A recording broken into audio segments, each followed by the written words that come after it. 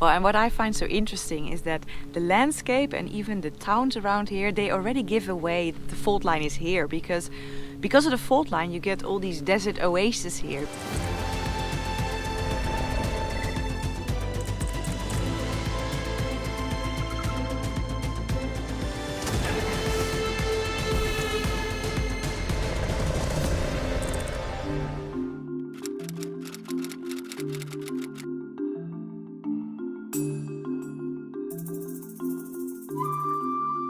Good morning internet, it is almost 8 o'clock I think in the morning and welcome back to the channel. Today is going to be my first real ride in the United States and it's going to be a long one. I think as most of them that are coming up, distances are big. I'm gonna do a lot of riding. I also bought a new map in the meantime. I'll try, if I have a time, to indicate the state borders a little better so you can see that. But all the way in the north, that's the border with Canada, and then I came here from Mexico via Baja. So I'm now right here in San Diego, just across the border. Sorry, I already spilled water on my brand new map. Sorry about that. Today I'm going to ride to Blythe over here. I'm gonna ride back roads all over here. And then I want to ride through the Joshua Tree National Park over here. And so this ride is going to be about 500 kilometers. Just from here to here. Let's go! I am so excited to ride today.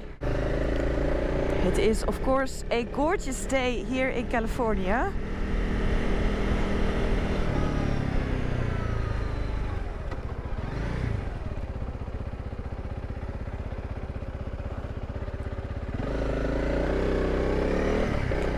So let's head out of the city immediately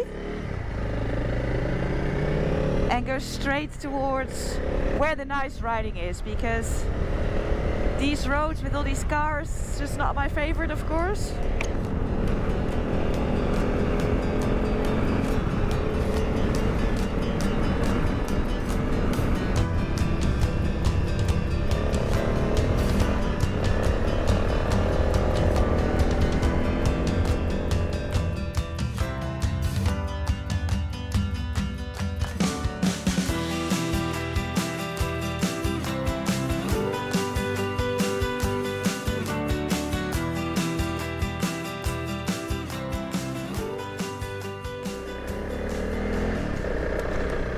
Let's try out my new tires and new suspension on some dirt here.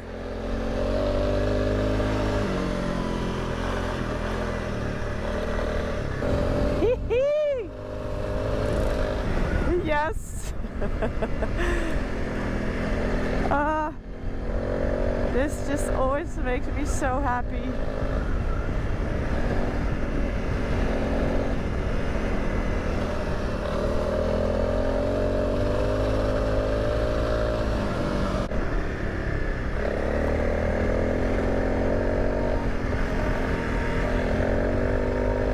The area that I'm riding through now is actually what used to be a travel corridor for the Kumeyaay people, Native Americans. I don't know if I pronounced that correctly, but the Kumeyaay people used to travel here because there is an oasis here in this canyon.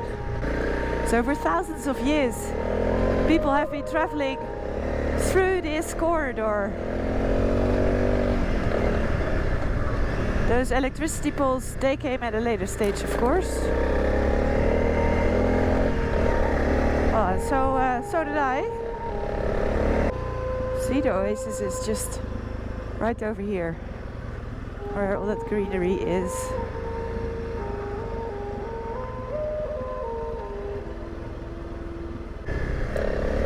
I think I'm now officially entering the Anza Borrego Desert from here on.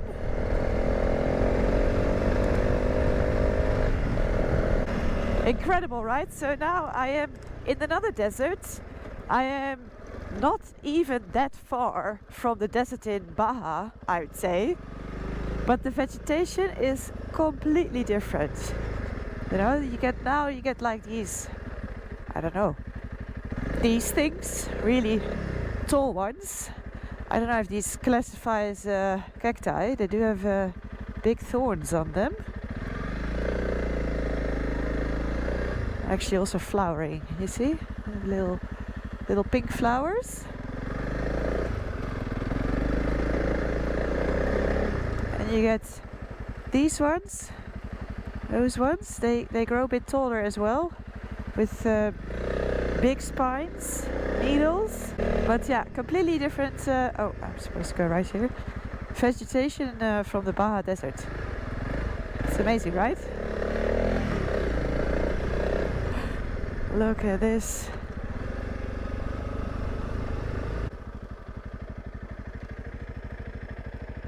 Alright, I'm going to lower my tire pressure a little bit because it's getting like quite soft.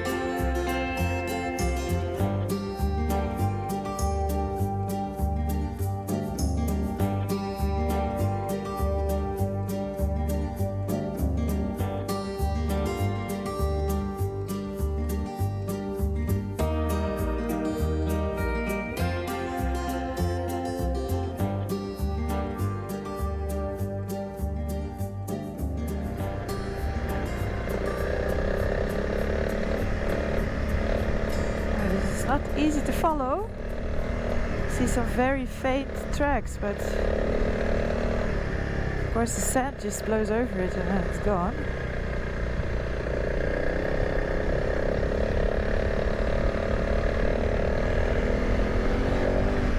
This way, I guess.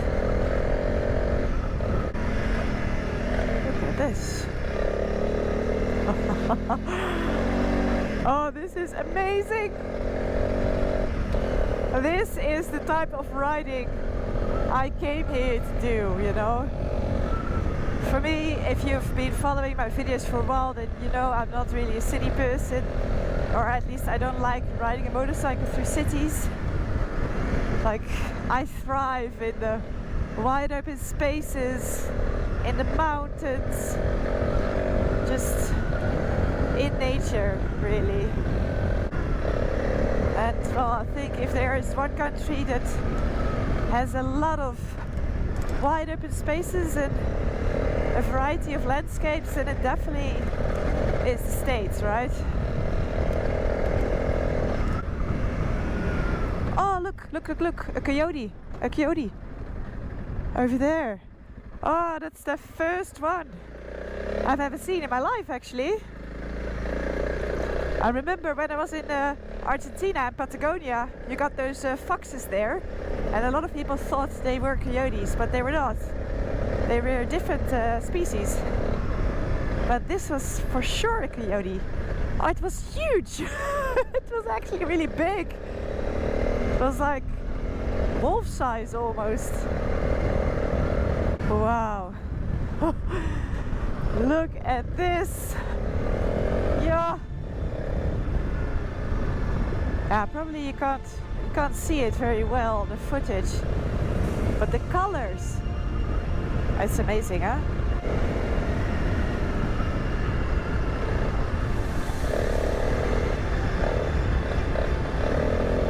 Oh, welcome to Mars! Unbelievable.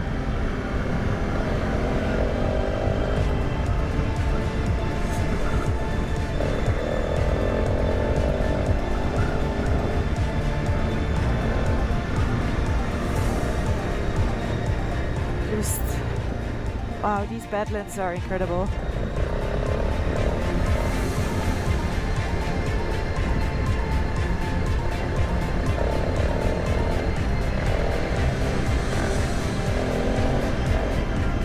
I did not see this coming at all.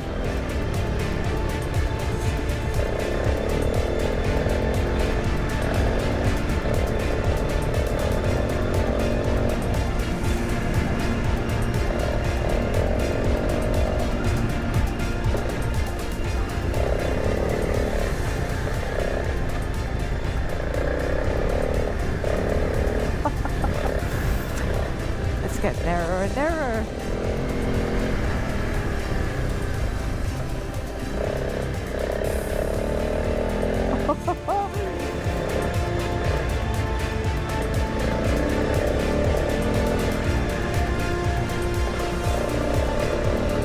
Look at these corners. Yeah, it's like I'm on a motocross track. I just don't have the skills or the setup to ride up the wall like that. I can try a little bit. This is amazing. I've never seen anything like this before. You go right here at the top. Whee! And you go down, take the next one. And this side. Oh, that's amazing.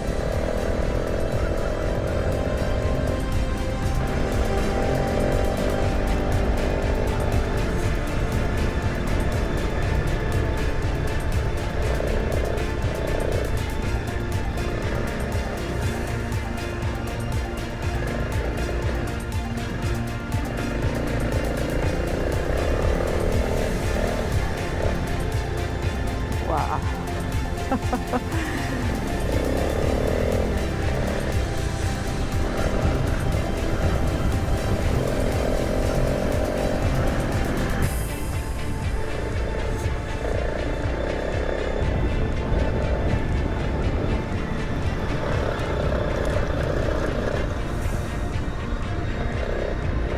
Oh, up here. Oh man. Ooh. What a playground! I mean, there's nobody here.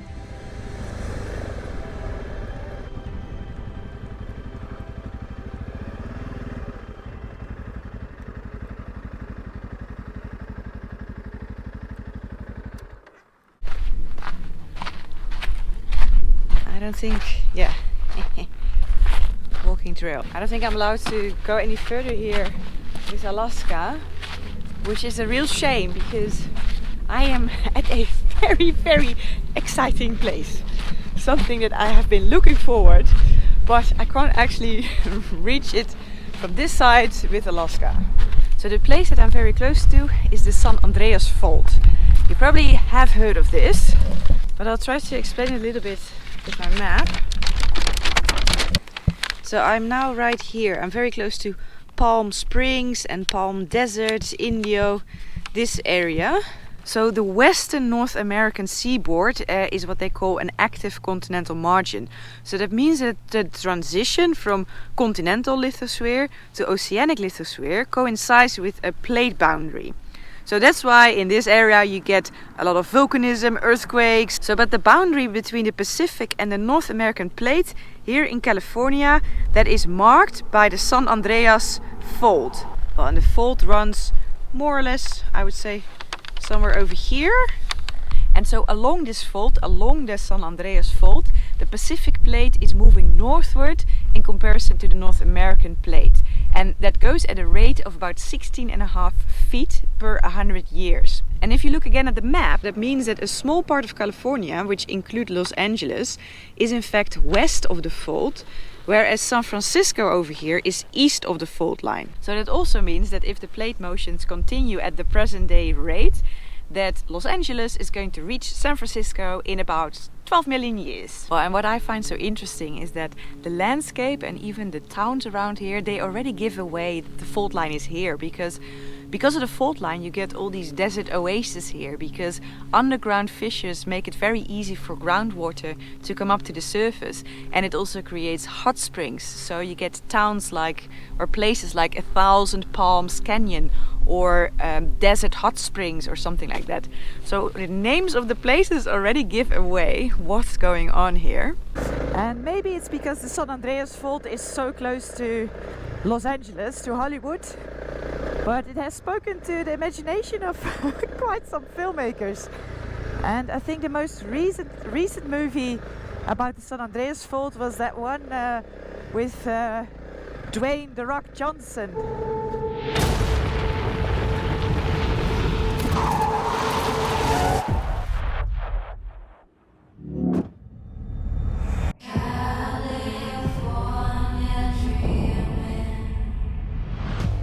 And of course, like always in Hollywood, things are exaggerated immensely. I believe in that movie the earth kind of cracks open, which is something that would never happen with a strike-slip fault. But more so, in the movie, they say that San Francisco got hit by a 9.6 magnitude earthquake. And the last big one like that was in 2011. Off the coast of Japan, you know, that caused the big tsunami. But here, the San Andreas Fault could actually never produce an earthquake that big, because a strike-slip fault just can't produce that force.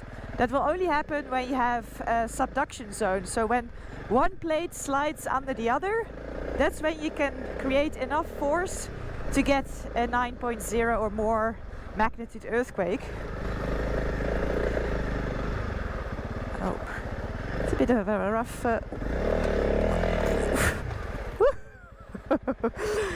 It's a little bit rough up here. I was just saying... Ah yeah, so the San Andreas Fault could only produce an earthquake of about 8.2. And that's still a very powerful earthquake. But you have to realize that every point on the Richter scale of earthquakes, so if you compare, for example, an earthquake 8.0 to 9.0, that 9.0 is 30 times more powerful than the 8.0. So if you then, for example, if you compare a 9.0 to a 6.0, then that 9.0 magnitude earthquake is 27,000 times as powerful as the 6. So that scale is a little bit tricky, you know. You think, oh, okay, 1 point more or less, but that's an earthquake that is 30 times more powerful. So in any case, over here, Hollywood does not have to fear a 9.0, but an area that actually should fear that is a little bit north. So that's the area of like Portland, Seattle, I think up until Vancouver. That area, there's another subduction zone. And well, geological evidence has shown that on average there is a big earthquake there every 250 years. And the last time that happened in that area was in the year 1700. After that, there hasn't been a big earthquake anymore. So that's already more than 300 years ago. So if you take into account the average kind of time span in which that area gets hit by a mega earthquake, they're overdue.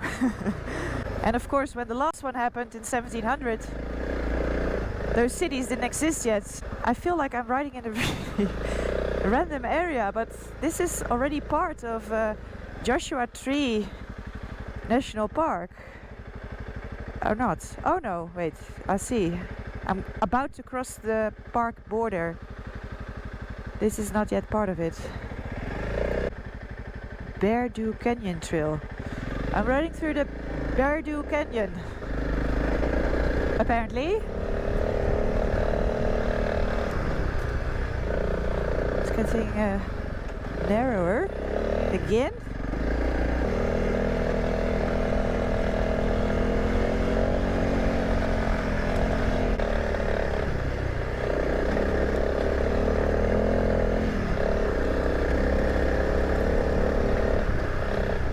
Well, it's the same like the trail I was riding before. There's nobody else today. Nobody out there. on these awesome trails? I don't get it.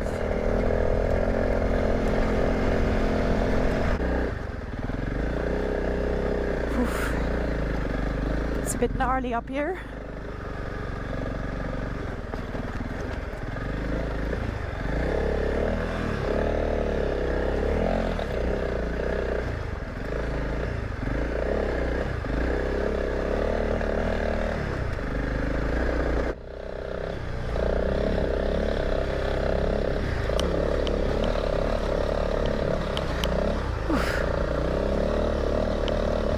Wow, I have left the canyon behind.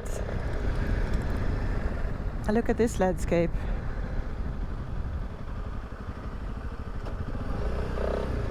Completely different again. Really awesome trees.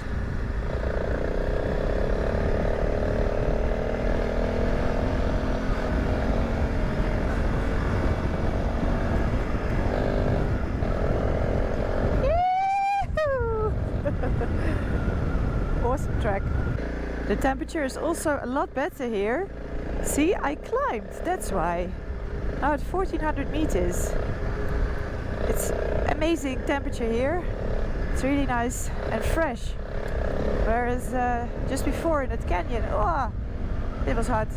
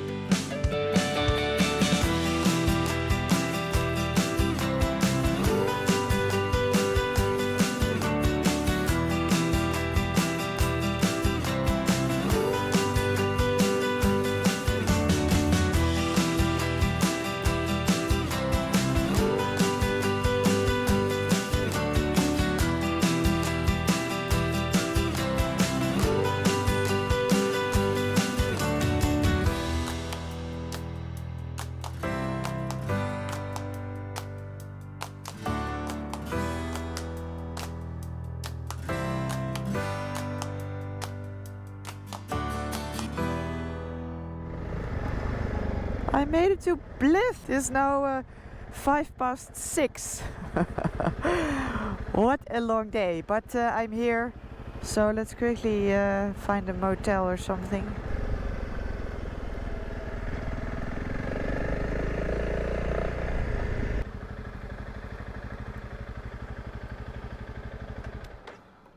Okay, I have a room, so that's good. Quickly gonna put my stuff down and then find something to eat. I'm starving.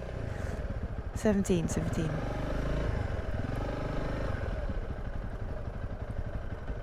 Over here.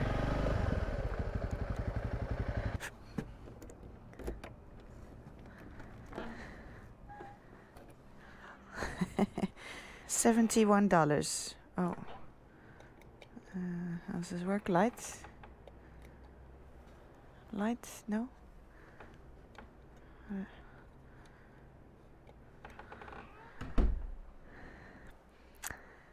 Oh, it's like I walk straight back into the 70s. Okay, perfect. It's perfect. Okay, I'm gonna record the ending of this video outside because inside it's so dark. I am exhausted, but what a first day of riding here in the States. It exceeded all of my expectations, and yeah, the scenery, the riding, it's just fantastic. Hey, I loved it. First opinion about the tires. they're perfect. They feel really good. They feel pretty much the same as the set that I had on in Baja California, which was even a little bit more aggressive, I guess. But no, it feels super good, super confident. So let's see how long they will last. I hope they're gonna last very long. But let's see. But yeah, if they last long, then I'm gonna try to get the same set, I think, for my next tire change. But I have absolutely no idea where I'm gonna be then, of course. So that's for later. But yeah, I loved today. It was beautiful. Long day, but totally worth it. So that was it for today. I really hope you liked this video too. If you did, please give me a big thumbs up, subscribe down below, and then I'll see you in the next video.